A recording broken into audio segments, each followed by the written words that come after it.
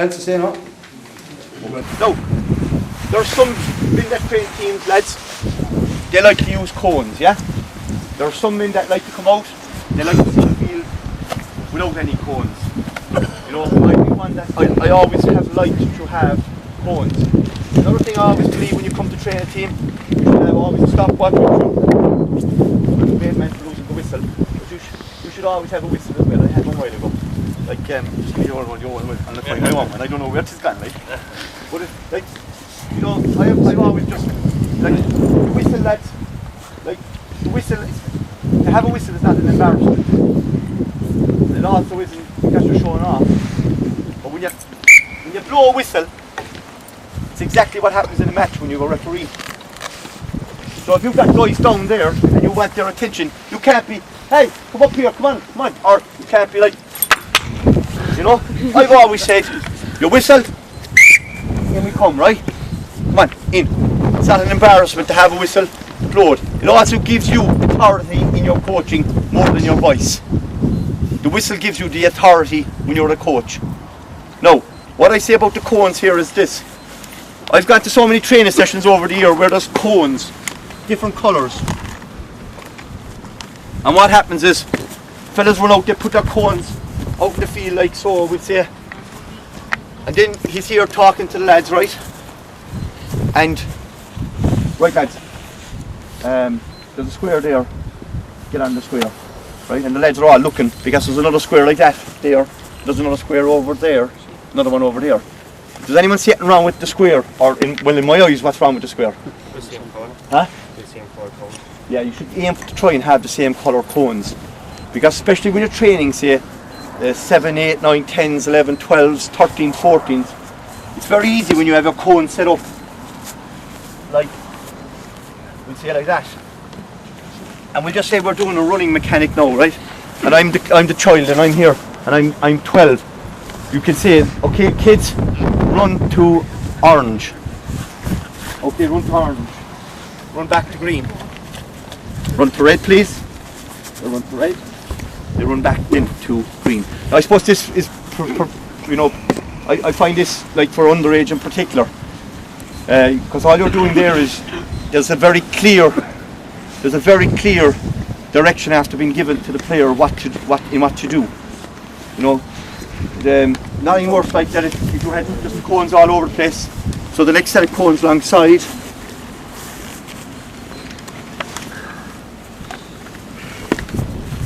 Just say I'd set it up like that.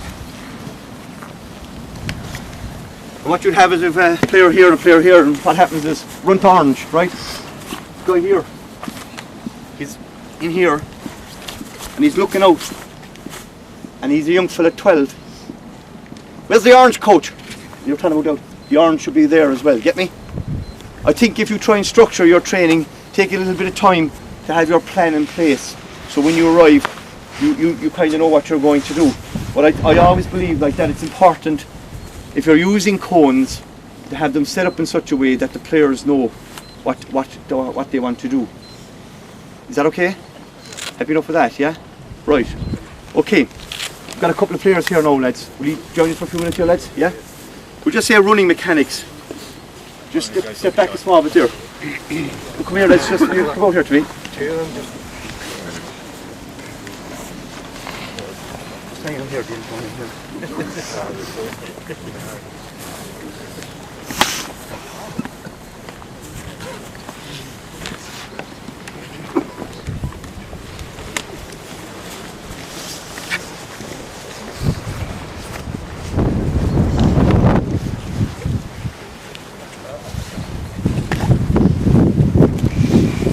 No.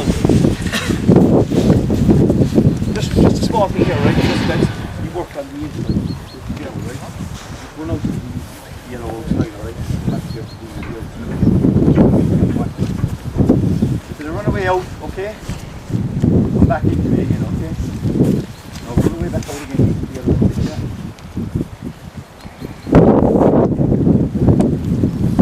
Now stop. No. Then you notice that thing in the middle of running. I'm after picking up already, so pardon? Huh? I will looking at the ground, yeah, I'm looking at something else. Just run and get together now, right? Come on, run away. Dominic? Right. When both of them are running, right? Watch what's happening. Watch my feet. Their feet are out like that. Now, see where their feet are? Both of them run with their feet running out. Now, because I've told you, you're going to change it. You should be actually running. Your foot mechanics, your foot should be like that. Turned in. You get me? Your toes are in. And why you have your toes in is when the lads are running, there a while ago, they were running on their heels. Okay? And if they were correct down, what would happen is they come up on their toes. And what happens when you run on your toes? What happens? You're not going forward. But where's your energy going or where's your power going? What? No, it's going up. You run on your toes. If I run like that on my toes like that, right? Up like that. Where's my power going? Straight up, isn't it? I'm going up, look. So if I'm a footballer or a hurler, my power is up.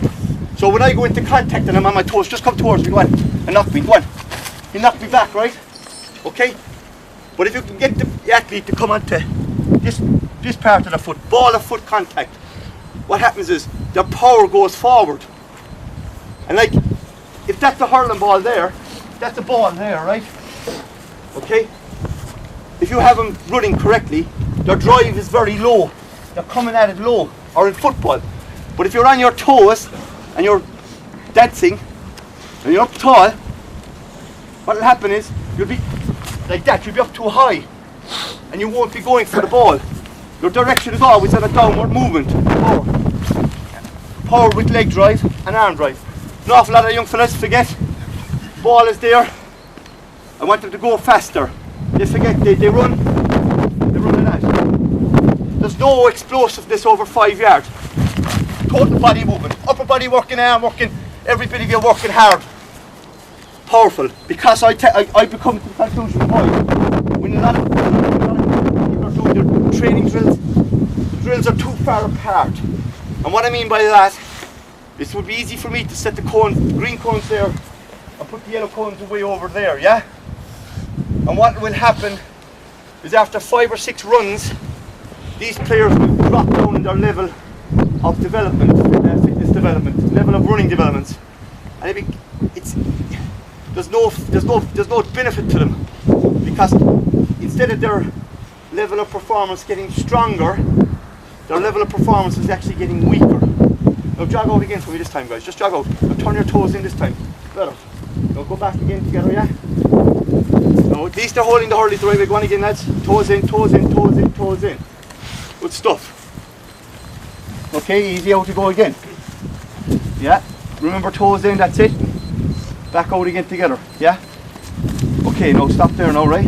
Now I want you to skip out, right? Skip out now. Just up like that, right? Go on, work away. One out, yeah, go on again. And again, please. Very good. If I've got a player and he's 6'2", right? See that drill alone. From there to there, that's I think about 12 yards max. That's about in mobility prep. That's the only distance you need. If any of you go to a Premiership match on a Saturday over, or you watch it, or no, and I'm not a great supporter, but if you watch what a lot of the fitness people do before the games, is they work in a zone about that big, or they make it elsewhere in the field. The reason is you'll only get benefit in that area, in the area that I'm looking at here. If I've got a guy, he's 6'2", right, and I ask him to skip, right, you see somebody they're skipping. Now I'm 5'8", right, and when I was skipping there, what was I about then when I was skipping? About 5'9", wasn't I? Because I made no effort at it, right? When you're skipping, like you should be able to get way up there, like your whole body should be coming up. There should be complete body movement, complete body development there. If I go out and I skip along nice and low, all you're developing there is lazy motor technique again. Let's try it again. But this time I want you to be getting up a bit higher. Come on, get your body up a bit higher. Make yourself a bigger man. You can suddenly make a guy who's 6'2", he suddenly becomes 7 foot 4. How many times you see it in the game of hurling or the game of football, a guy going up to field the ball and his legs don't leave the ground because he's 6'2" and he just happens to be bigger. Can you imagine If you could get a 6'2" guy, 6'3", and you could get him to come at least a foot off the ground when he's jumping, he becomes a different animal altogether. He's up there higher than anyone else. And the key, but these drills all teach that. Let's do it again, please, guys. Let's just do it again. So, now your feet are still going out. When you land, keep control of your feet. Keep complete control. Do it again one more time. Yeah? Okay, good stuff. Just jog back in the outside. Right. Next one here, just for the game of hurling, is what I find is, I found over the years now, and I found it in particular, and it goes back to what I said earlier on inside about guys being able to jump over that fence there when they're going home, you know, rather than going out the gate. All the levels of agility and mobility are gone in Ireland because we're driven around by our parents. We get driven everywhere.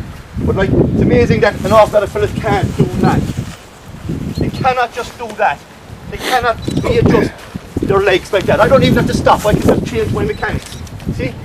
Without even thinking about it, like a chill. And what I think when you see a player that can do that, the player has everything if he can do that. Because why? The player has to run out there in the match. He might have to just slip over here. He might have to do that with his legs. And at the same time, end up in that position where his legs. That's your total player. Player that can do that.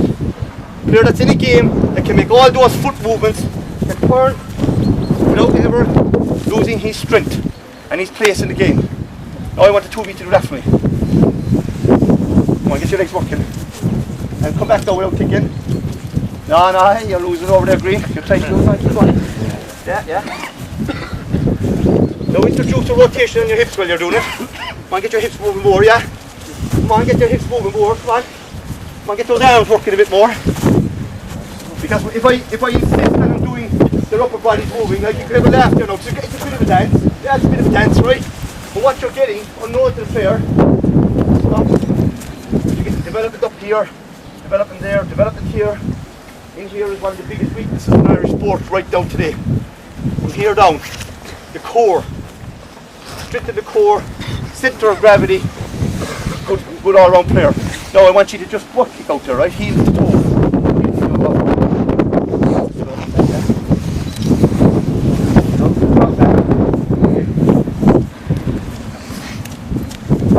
We go again now, lads.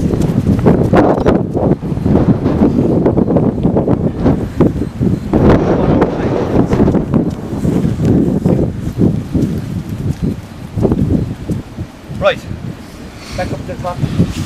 What did you think of that? I didn't think it was acceptable, right? The reason being is this. When you do a drill like that, where you're insisting on the heel to kick the ball, to kick the ass, right? You'll see it in matches, right? Fellas going down the field like that. Too slow. It's not dynamic. Go back to the dynamic stretching side a while ago. That is one of the greatest ways of stimulating your hamstring. Right up into the back of the arm, down into the floor here. If it's done at a quick pace. Now, any team I've ever trained, and I say quicken up the foot kick, quicken up the heel to toe, quicken it up, what happens is this. If the player goes down there terrible fast, he actually moves down there very fast.